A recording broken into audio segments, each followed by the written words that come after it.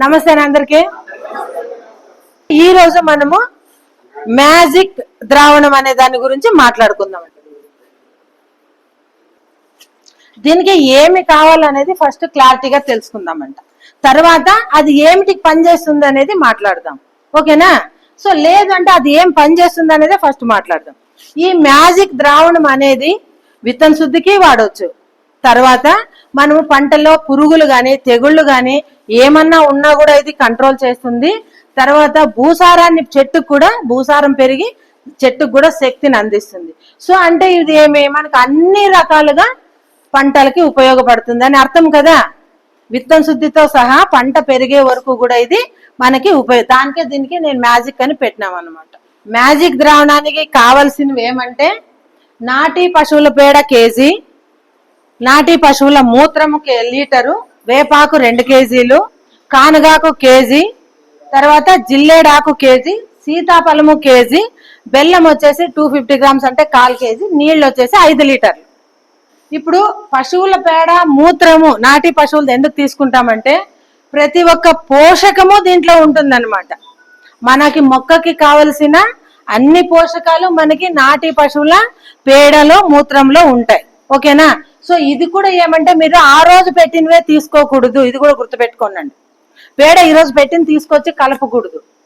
ఇది కొంచెము ఒక 2-3 రోజులు ఉండల్లా. మీరు ఆవు మూత్రం కూడా గంజి కూడా ఏమంటే ఒక 5-6 రోజులు, వారము, నెల ఉన్నా పర్వాలేదు, స్టాక్ ఉండేది వాడండి. అది ఎంత స్టాక్ ఉంటే అంత రిజల్ట్ వస్తుంది. అర్థమైందా? అందుకని మనము నాటి పశువుల పేడ మూత్రము వాడతాం. తర్వాత వేపాకు మన పంట దగ్గరికి దేన్ని రానిది. అది అంటే మన పంట ఆరోగ్యంగా ఉండాలన్నప్పుడు కూడా మనము దాని దగ్గరికి ఏమి తీసుకోపోవాలనేది మనం పాటించాలి. ఓకేనా? అందుకని వేపాకు వాడతాం.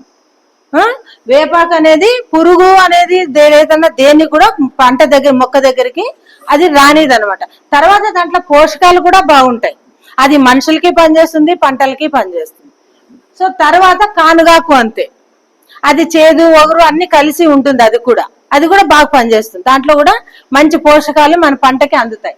తర్వాత జిల్లేడు అంటే ఈ కషాయంలో ఒకటి పాలు కారే ఆకు కలపల్లా, కాబట్టి జిల్లేడు అనేది ఇట్లా కలుపుతాను. అర్థమైందా? అంటే ఈ మిక్సింగ్ అంతా అయ్యేటప్పటికే అది మనకి మంచి ద్రావణంగా తయారవుతుంది. దానికోసమే దీన్ని మనము అన్ని రకాలుగా ఉపయోగిస్తాం. సీతాఫలము ఆమ్దాక్ అంటాం, దాన్నే వాడుకుంటే వేరేది వాడొచ్చు అనొచ్చు, కానీ కాదు. ఎందుకంటే కొన్ని భూముల్లో చెదులు ఉంటుంది. చెదులు భూములు ఉంటాయా? చెదులు వచ్చి మొక్క ఇప్పుడు పెద్ద పెద్ద చెట్లు కానీ అర్థం చెట్టు వరకు చెదులు వచ్చి ఆ కాండం అంతా తినేస్తుంటాయి. సో ఆ చెదులకు వచ్చి సీతాఫలం బాగా పనిచేస్తుంది. అర్థమైందా? ఆ సీతాఫలం మనకు కొన్ని ఏరియాల్లో అందుబాటులో లేదంటే ఆమ్దాకు వాడచ్చు. ఈ రెండు కూడా చెదులకి చీమలకి పనిచేస్తుంది. ఇప్పుడు కంచి చీమలు, ఎర్ర చీమలు వస్తా అంటే చాలా మందికి మనము చెట్ల దగ్గరికి పోయేక అయ్యలేదు. ఇవి స్ప్రే చేయండి, మరి కంట్రోల్ అవుతుంది. అంటే ఆ తిమ్మిరి గుణాన్ని ఇవి ఇస్తాయి అనమాట దాంట్లోకి. సో అవి దాంట్లోకి భయపడి దూరంగా వెళ్ళిపోతాయి. ఓకేనా?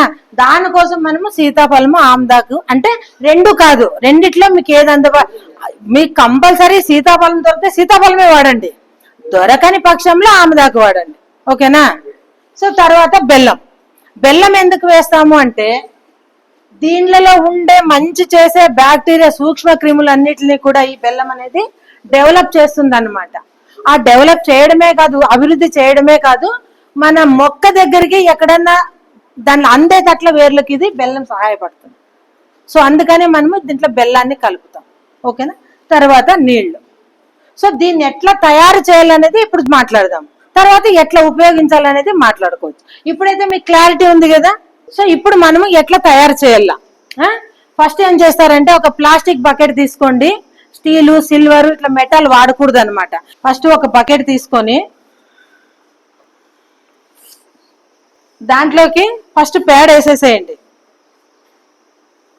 పేడ, ఆ పశువుల పేడ, తర్వాత మూత్రం, ఒక వేప కట్టో ఏదో చేదు కట్ట అట్లా దగ్గర పెట్టుకోనండి. కట్టితో తిప్పాలన్నమాట. ఓకేనా? తర్వాత ఏం చేయాలంటే మనం ఆకులు తీసుకున్నాం కదా 4 రకాలు, వేప, కనుగ, జిల్లేడు, సీతాఫలం లేదా ఆముదం. కానీ సీతాఫలంకే ఫస్ట్ ఛాన్స్ ఇవ్వండి. అది లేదు అంటే ఆమ్దాకు పోండి. సరేనా? సో ఈ 4 ఆకుల్ని మెత్తగా గ్రైండ్ చేయాల. సో అవి అన్ని రుబ్బిన తర్వాత మెత్తగా నీళ్ళేసి రుబ్బండి, ఉత్తదే మెదగదు. తర్వాత అవి ఏం చేయాల, ఈ పేడ గంజు కలిపినాం కదా బకెట్ లో, మనము ఒక 10-15 లీటర్ల బకెట్ తీసుకోవాల. అది ఎందుకంటే అంతా అయ్యేతాలకు 15 లీటర్లు అవుతుంది. సో ఆ 4 అంటే 5 కేజీల ఆకు అవుతుంది. 5 కేజీల ఆకు దీంట్లోకి వేసేసేయండి. వేసిన తర్వాత బెల్లం ఉంది కదా, బాగా నున్నగా బెల్లం చేసి బెల్లం కూడా దీంట్లో కలిపేయండి. కలిపి బాగా కట్టితో తిప్పిన తర్వాత 5 లీటర్ల నీళ్లు తీసుకోండి. ఎన్ని నీళ్లు? 5 లీటర్ల నీళ్లు తీసుకొని వేసేసి బాగా కలిపెట్టేసి దాన్ని ఏం చేయాలంటే మీరు మూత పెట్టేయాల. అంటే ఫుల్ టైట్ పెట్టొద్దండి, ఒక బట్టన్నా కట్టండి, లేదంటే కొంత లూజ్ గా పెట్టండి. పెట్టి నీడలో పెట్టాల. బాగా గుర్తు పెట్టుకోనండి, ఎండ తగలకూడదు, నీడలో ఉండల్లా. దాన్ని ఏం చేయాలంటే ఒక వారం పెట్టాల. మీరు 7 లేదా 8 రోజులు నీడలో బాగా మురగాలన్నమాట. రోజు ఒకసారి కట్టితో తిప్పండి, ఎందుకంటే ఆ గ్యాస్ అనేది ఫామ్ అయి ఉంటుంది కదా. ఒక్కొక్కసారి మీరు టైట్ గా పెడితే అది పైకి మనం మూత తీసేటప్పుడు మన మకానికి ఎగిరే ప్రమాదం కూడా ఉంటుంది. సో కాబట్టి కొంచెం లూజ్ గా మూత పెట్టండి. రోజు ఒకసారి కట్టితో తిప్పి 7 రోజులు ఇది మురగాలన్నమాట. 7 రోజులు మనం ఇది నానబెట్టుకోవాలి. 7 రోజులు అయిన తర్వాత మీరు దాన్ని వడగడితే మీకు 5 లీటర్లు 6 లీటర్లు నీళ్లు ద్రావణం వస్తుంది మనకి. మనం ఆల్రెడీ 5 లీటర్లు నీళ్ళు వేసింటాము, యాకంతా రుబ్బింటాం కదా, ఆ మూత్రం అంతా ఒక 6 లీటర్లు 7 లీటర్లు మనకి వస్తుంది బయటకి. ఓకేనా? లేదు కొంచెం ఆవిరి అదంతా 6 లీటర్లైనా ఖచ్చితంగా బయటకు వస్తుంది. ఆ తర్వాత మీకు ఆ తొక్కు ఉంటుంది కదా, పిండిన తర్వాత ఆ తొక్కులా కూడా గసి ఎరువు దొరుకుతుంది కదా మనకి, పశు దిబ్బల ఎరువు కానీ ఏదైనా గసి ఎరువు తీసుకొని బాగా ఒక 3-4 గంపలు దాంట్లో బాగా మిక్స్ చేసేసి పొలాలకు చెట్ల దగ్గర బుడాల దగ్గర వేసేసేయండి. అది ఎక్కడ పడేయద్దండి. అది వేసి తర్వాత మీరు నీళ్లు కడితే కూడా మొక్క ఎదుగుదల వస్తుంది. తర్వాత వేర్ల దగ్గర ఏదన్నా పురుగు ఏమన్నా ఉన్నా కూడా అది కంట్రోల్ చేస్తుంది. ఓకేనన్నా?